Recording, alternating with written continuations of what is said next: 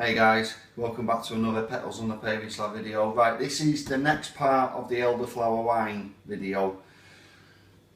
We've had it fermenting for about a week now.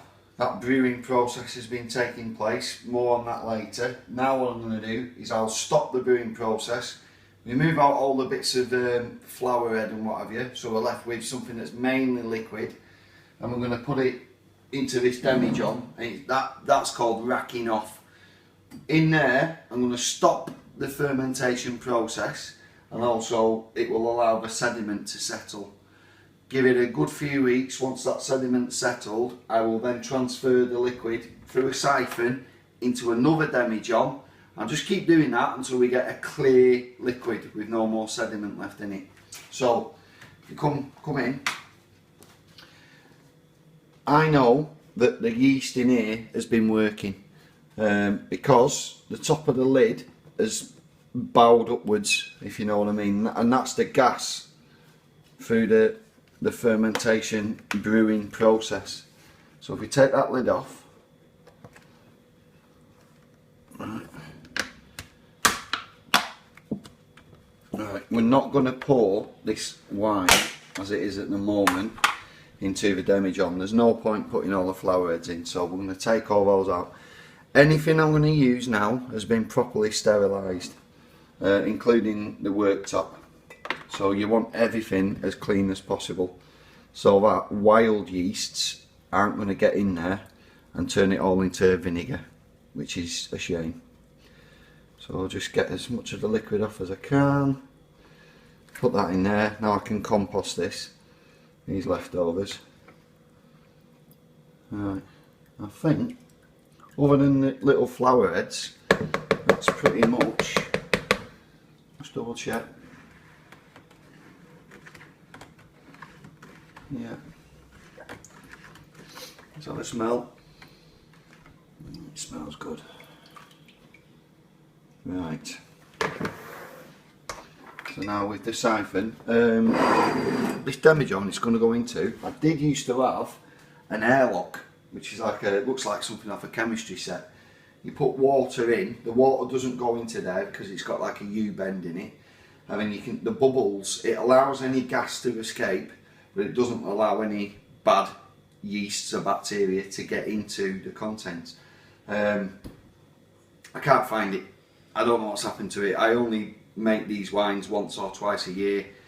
I went into the garage, couldn't find it, so I'm going to have to make double sure that I've stopped the brewing process with the stabiliser powder, or else otherwise what will happen is either that cork, if I put the wine in there and the yeast is still active, this rubber bung is going to go flying off and make an hole in the ceiling, or worst case scenario, the demijohn will explode. But if you've got an airlock, you don't need to stop that brewing process. So I'm just going to put some in.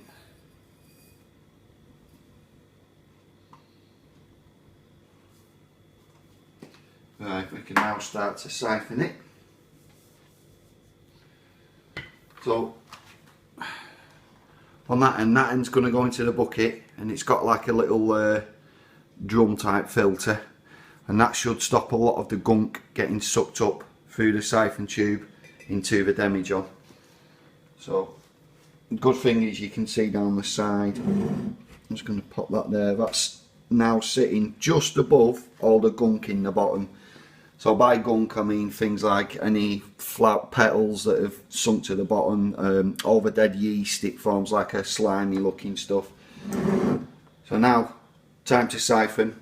I'm just going to start sucking.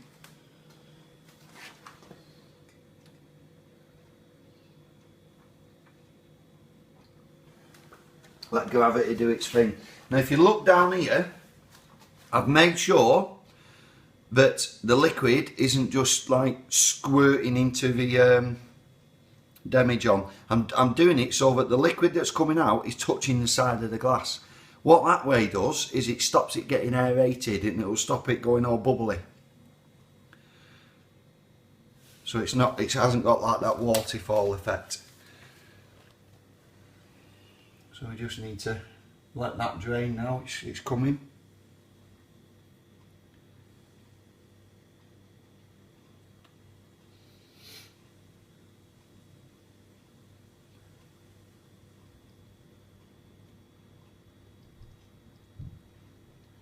Trying to think if I know any bad jokes I can tell you while we're waiting for this to drain. Can't think of any. No, you've got away with that one.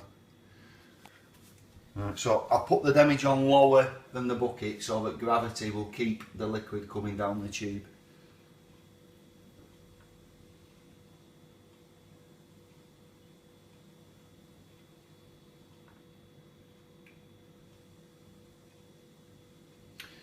Right, I'm going to stop it there, guys, and I'll come back to you once the demijohn's full. Right, so we've siphoned it all off now into the demijohn. I'm just going to leave it for a couple of weeks for all the bits of sediment that are in there to settle to the bottom, and the liquid will become clearer. It'll keep its colour. The colour will change slightly as the bits that are floating around in it, so like the dead yeast cells, the flower heads, the pollen, that kind of thing, they'll all sink to the bottom and it'll become a lot clearer, and it'll go more of a golden, a deep rich golden colour as well as that's happening. That'll take a few weeks. I'll then rack this off into a different demijohn, leaving that sediment at the bottom. I'll just keep doing it. Sometimes I've done it 4 times until you get a really nice clear wine with no bits of sediment. So that's it for the next few weeks now. I'm not going to put this bung on really firmly, just in case the stopping powder hasn't or doesn't stop the brewing process, because you know that CO2, that carbon dioxide gas that the yeast creates, like I say, you don't want that flying off, or worst case, you don't want this exploding. There'll be glass everywhere and my wife's just going to go mental. So that's about it for now. Thanks, guys. Please subscribe for more free gardening related videos.